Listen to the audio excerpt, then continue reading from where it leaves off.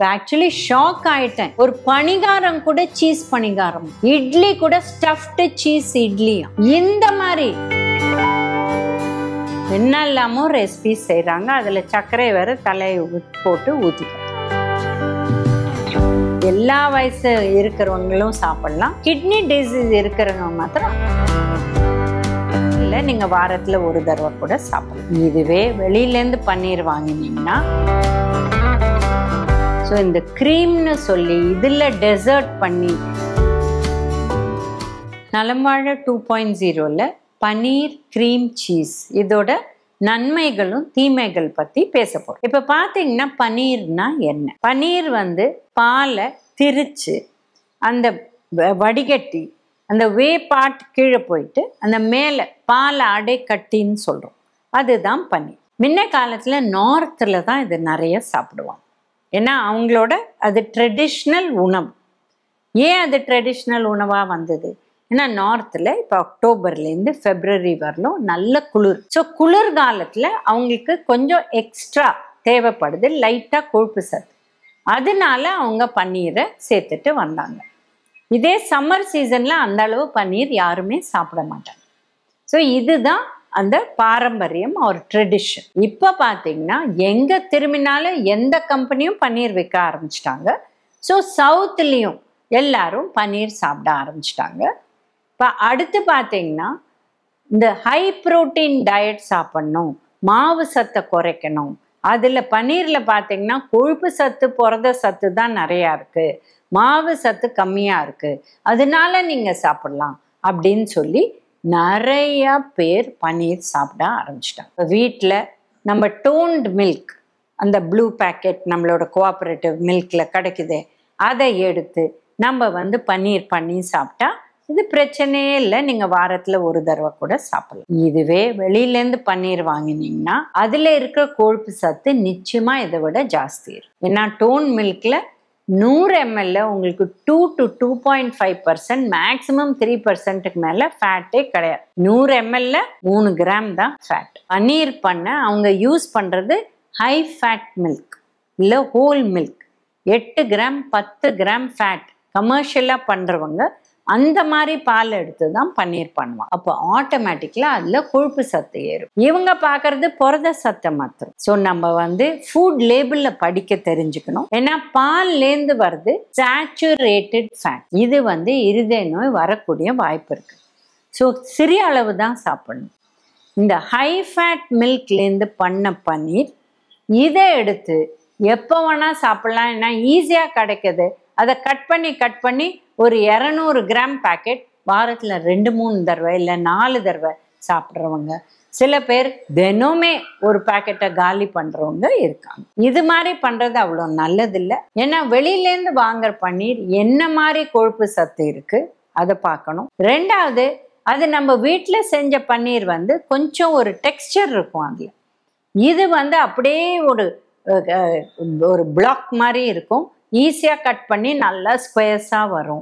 இதுனா ஏதோ ஒரு மாவு சத்து அதில் ஆட் பண்ணுறாங்க. இது ஸ்டார்ச்சாக இருக்கலாம், இல்லை எது வேணால் இருக்கலாம். பட் டெஃபினட்டாக ஏதோ ஆட் பண்ணி தான் அதை பண்ணுறாங்க.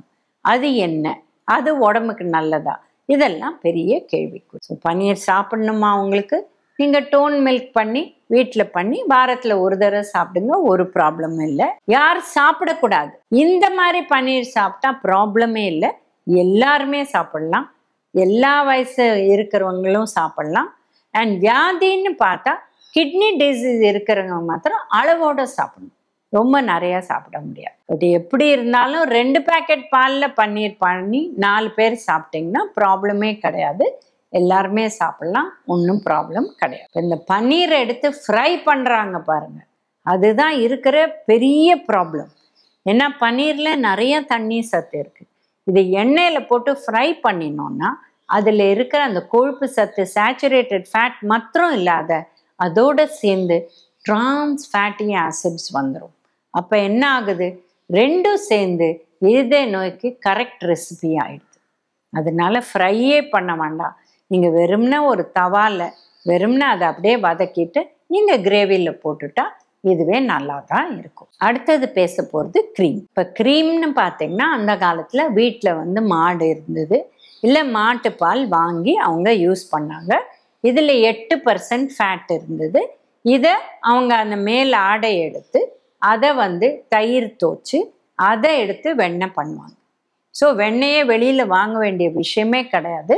வீட்டில் இருக்கிற பால்லையே வெண்ணெய் எடுத்து வெண்ணெயிலேருந்து நெய் பண்ணுவாங்க. இப்போ அப்படி கிடையாதுங்க. க்ரீமை வாங்கி ஒரு பேக்கெட்டில் வாங்கி அதை யூஸ் பண்ணிக்கிறாங்க. அதில் எவ்வளோ கொழுப்பு சத்து இருக்குன்னு யாருமே பார்க்கறது இல்லை. சிலதில் லேபிள் கூட இல்லை. ஃப்ரெஷ் க்ரீம் அப்படின்னு ஒரு பேக்கெட்டில் போட்டு வித்துடுறாங்க. இப்போ பாலை நீங்கள் வந்து எவ்வளோ நாள் வச்சுக்க முடியும் ஃப்ரிட்ஜில்? ஒரு நாள், மேக்ஸிமம் 1.5 நாள். இந்த க்ரீமும் அதே மாதிரி தான். இது ஃப்ரெஷ் க்ரீமாக இருந்தால் அது பால்லேருந்து வந்தது தானேங்க. அப்போ 1.5 நாள் தானே நிற்கும். இல்லை இது எக்ஸ்பைரி டேட் பார்த்தீங்கன்னா 10 நாள், 15 நாள், 1 மாதம் போட்டுப்போம். அப்போ அதை எதையோ செய்கிறாங்க. என்ன செய்கிறாங்கன்னு நம்மளுக்கு தெரியாது. ஸோ என்னவோ பண்ணுறாங்க, என்ன பண்ணுறாங்க தெரியாது. ஸோ நீங்கள் பேக்கெட்லேருந்தே எடுத்து ஊற்றி எப்போ வேணால் யூஸ் பண்ணிக்கலாம்.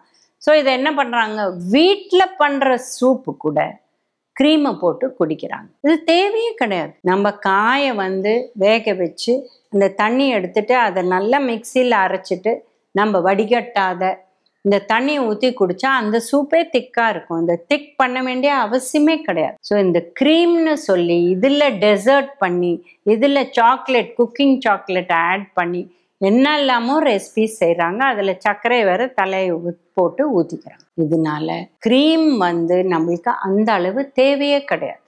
நம்ம என்ன பண்ணோம், க்ரீமை எடுத்து தயிரை தோய்ச்சி அதுலேருந்து எடுத்து வெண்ணெய் பண்ணி நெய் பண்ணோம். ஸோ அப்படி தான் யூஸ் பண்ணோமே வழியே க்ரீமாக எடுத்து நம்ம பால் ஆடையை யூஸ் பண்ணதே கிடையாது. ஸோ அதனால இது கூட எப்பாவது யூஸ் பண்ணால் ஓகே. நீங்கள் வெளியில் அடிக்கடி வாரத்தில் ஒரு தடவை சாப்பிட்டா கூட, நீங்கள் எந்த சூப் சாப்பிட்டாலும் கிளியர் சூப்பை தவிர எல்லாத்துலேயுமே க்ரீம் இருக்குது. அதனால இதை வாங்கிட்டு வந்து வீட்டில் வச்சு சாப்பிட்ணுங்கிற அவசியமே கிடையாது. இப்போ நம்ம சீஸை பற்றி பார்க்க போகிறோம். முன்ன காலத்தில் பார்த்தீங்கன்னா எப்பாவது ஒருக்க தான் சீஸு வாங்குவோம். வாங்குறதே கஷ்டமாக இருக்கும். இப்போ ரொம்ப ஈஸியாக கிடைக்குது. அதனால எல்லாருமே அதை வீக்லி என்னென்ன உணவு வாங்குறாங்களோ அதோட சீஸ் இப்போ ஒரு கறிக்காய் கடையில் கூட சீஸ் விற்க ஆரம்பிச்சிட்டாங்க. இப்போ சீஸுன்னு நினச்சி இது ஹை ப்ரோட்டீன், இது ரொம்ப நல்லதுன்னு நினச்சி நிறைய பேர் சாப்பிட ஆரம்பிச்சிட்டாங்க. இப்போ பார்த்தீங்கன்னா சீஸ் எப்படி செய்கிறாங்க. சீஸ் வந்து செய்யறச்சே அதுலேயும் வெளியில் வருது. அந்த மிச்சம் இருக்கிற அந்த கொழுப்பு சத்து அந்த புரத சத்தில் ஒரு பாக்டீரியா போட்டு அதை வந்து அந்த இதை யூஸ் பண்ணி அதுலேருந்து விதவிதமாக சீஸ் பண்ணலாம். இப்போ நீங்கள் செட்டார்னு கேட்பீங்க, மோட்சரெல்லான்னு கேட்பீங்க. அது வேற வேற பாக்டீரியா யூஸ் பண்ணி ஒன்னொன்னையும் செய்யறாங்க. எந்த சீஸ் நல்லது அப்படின்னு கேட்டீங்கன்னா, நீங்க வாங்கறச்சி கெட்டியா இருக்கணும். அது சாஃப்டா இருக்கக்கூடாது, ஸ்லைஸ் மாதிரி இருக்கக்கூடாது, கியூப் மாதிரி இருக்கக்கூடாது, கிரீம் மாதிரி இருக்கக்கூடாது. ஏன்னா ஒரு டியூப்ல போட்டு கூட கிரீம் சீஸ் மாதிரி இல்லை ஒரு டப்பால போட்டு விற்கிறாங்க, அப்படியே நீங்க தடவிக்கலாம். இது மூணுமே கெடுதல். எது? ஸ்லைஸு, கியூபு, இந்த கிரீம் சீஸ். ஏன் இது மூணுமே கெடுதல்? இந்த ஆக்சுவல் சீஸ் வந்து கெட்டியா இருக்கும். என் கை அளவு சீஸ் வந்து உங்களுக்கு 500லேருந்து 600 ரூபா மேல. ஏன்னா அதான் ஒரிஜினல் சீஸ். அதுல எடுத்து கொழுப்பு சத்தை மிக்ஸ் பண்ணி உப்பை மிக்ஸ் பண்ணி அது உங்களுக்கு ப்ராசஸ் சீஸ் தான் கொடுக்குறாங்க. எது? ஸ்லைஸு, கியூபு, இந்த க்ரீம் சீஸ். ஸோ இது எல்லாமே உங்களுக்கு ப்ராசஸ்டு தான். ப்ராசஸ்னா என்ன ஆகும்? நிறைய கொழுப்பு சத்தை ஆட் பண்ணுறாங்க. அது என்ன கொழுப்பு சத்தை ஆட் பண்ணுறாங்க? பெரிய கேள்விக்குறி. ஏன்னா கொழுப்பு சத்துன்னு நீங்கள் பார்த்தீங்கன்னா எந்த எண்ணெய், ஒரு ஹெல்த்தி எண்ணெய்ன்னு எடுத்தால் விலை ஜாஸ்தி, வெண்ணெய் அதை விட விலை ஜாஸ்தி. இது ரெண்டுமே இல்லை, என்ன போடுறாங்க அப்படின்னு ஒரு கேள்விக்குறி. ஏன்னா சீஸ் இப்போ ரொம்ப சீப்பாக, ரொம்ப யாருக்குமே வாங்குற அளவுக்கு ஒரு விலையில கிடைக்கும். இந்த மாதிரி சீஸ் மூணுமே சாப்பிட்றீங்கன்னா அது ஹை ப்ரோட்டீன் நினச்சி சாப்பிடாதீங்க. இதில் நிறைய கொழுப்பு சத்து, அதுவும் வேண்டாத கொழுப்பு சத்து நிறைய. அதனால உப்பும் இருக்கு. அதனால இது எப்போ சாப்பிட்டா ஓகே.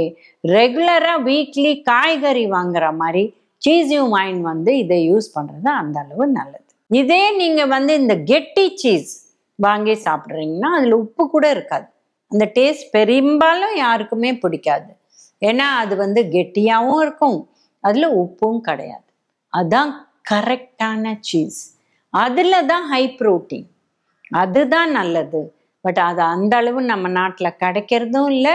அண்ட் நம்மளுக்கு அது நம்ம வசதிக்கு அது வாங்க முடியுமாங்கிறது பெரிய கேள்விக்குறி. இப்போ ஆக்சுவலி ஷாக் ஆயிட்டேன். ஒரு பணிகாரம் கூட சீஸ் பணிகாரம், இட்லி கூட ஸ்டஃப்டு சீஸ் இட்லியும், தோசை ரொம்ப வருஷமா இருக்கு, ஊத்தப்பம் ரொம்ப வருஷமா இருக்கு. இந்த மாதிரி முன்ன எப்படி நம்ம இட்டாலியன் ஃபுட், பிட்சா, பர்கர் இதெல்லாம் சாப்பிட்டாதான் சீஸ் வரும். இப்போ நம்ம உணவுலேயே சீஸை போட ஆரம்பிச்சிட்டாங்க. ஒரு சீஸ் பாவ் பாஜி அப்படின்னா அதுக்கு தான் மேக்ஸிமம் சேல்ஸ் நடக்குது. அது என்ன சீஸ்? டெஃபினட்டா ப்ராசஸ் சீஸ். அவங்க ஸ்லைஸோ கியூபோ ஏதோ ஒன்று அந்த மாதிரி தான் யூஸ் பண்ண போறாங்க. அதனால ஜாகிரதையா இருங்க. இந்த அளவு ப்ராசஸ் சீஸ் சாப்பிட்றது யாருக்குமே நல்லது கிடையாது. ஏன்னா நம்ம சொல்லியிருக்கோம், ஃபர்ஸ்ட் வேர்ல்ட்லேயே நம்ம இருதய நோயில் அண்ட் சீஸ்லேயும் ஹை ஃபேட். என்ன ஃபேட்? Saturated fat. அண்ட் இந்த ப்ராசஸ் சீஸில் trans fat and saturated fat ரெண்டுமே இருதய நோய்க்கு நல்லது கிடையாது. எக்கச்சக்க உப்பு, இது ஹைப்பர் டென்ஷனுக்கு நல்லது கிடையாது. அதனால ஜாகிரதையா இருங்க. டேஸ்டியாக தான் இருக்கும், ஆனால் இதை தான் சாப்பிடுவேன் அப்படின்னு சீஸை வீட்டுக்குள்ள வெளியில எப்போ பாரு சாப்பிட்டீங்கன்னா உங்களுக்கு ஹெல்த் ப்ராப்ளம்ஸ் வரக்கூடிய வாய்ப்பு இருக்கு. சீஸில் விட்டமின் டி இருக்கு, ஃபார்ட்டிஃபிகேஷன் பண்ணாங்க. இல்லை அவங்க யூஸ் பண்ணுற பாலில் ஏற்கனவே விட்டமின் டி இருந்தால் விட்டமின் டி இருக்குது. B12 நம்மளோட பன்னீர்லேயும் இருக்குது, க்ரீம்லேயும் இருக்குது. ஏன்னா பாலில் B12 இருக்குது. ஸோ அதனால அதில் இருக்குது. பட் சீஸில் இந்த அளவு நம்ம அதை கொதிக்க விடுறதுனால கொஞ்சம் குறைவாக இருக்கும் அதில். அதனால சீஸாக இருக்கட்டும், க்ரீமாக இருக்கட்டும், பன்னீராக இருக்கட்டும், அதுக்கு யூஸ் பண்ண வேண்டிய வழி இருக்குது. எப்பாவது தான் யூஸ் பண்ணோம். தினம் ரெகுலராக யூஸ் பண்ணி அதே நாங்கள் உணவாக சாப்பிட்றோங்கிறவ டெஃபினட்டாக ஒரு டயட்டிஷியனை காண்டாக்ட் பண்ணுங்க. ஏன்னா இதனால ஹெல்த் ப்ராப்ளம்ஸ் வரலாம். அதனால உங்களுக்கு டைஜஷன் கூட அஃபெக்ட் ஆகக்கூடிய வாய்ப்பு இருக்கு. இப்போ மூணுமே பால் பொருள்.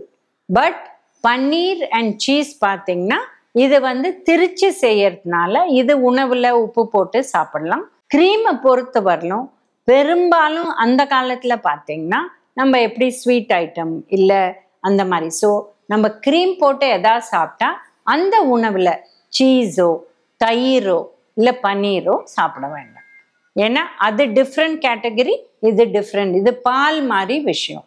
அதனால க்ரீம் யூஸ் பண்ணுற இடத்துல மற்ற இந்த மாதிரி திரிஞ்சது இல்லை கர்டு, பட்டர் மில்க் அந்த மாதிரி உணவை தவிர்த்துட்டு க்ரீம் மாத்திரம் சாப்பிட்டுட்டு இல்லை க்ரீம் சாப்பிடாத மற்ற உணவை சாப்பிடலாம். இதையெல்லாம் ஃபாலோ பண்ணி நலம் வாழ என்னாலும் என் வாழ்த்துக்கள்.